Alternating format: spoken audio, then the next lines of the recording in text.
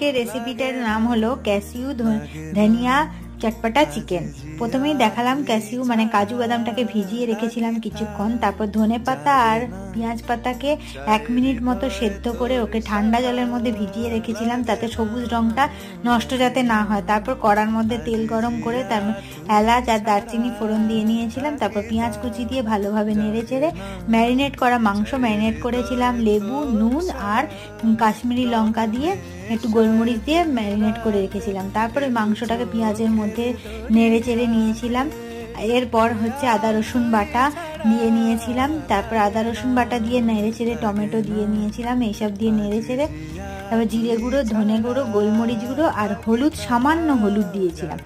তারপর এগুলো দিয়ে নাড়তে নাড়তে তারপর কাজু বাদাম বাটাটাকে দিয়েছিলাম, ওটা দিয়ে কিছুক্ষণ নেড়ে চেড়ে ঢাকা দিয়ে নাড়তে ছিলাম। যখন ওটা তেল ছেড়ে দেবে তখন ওই যে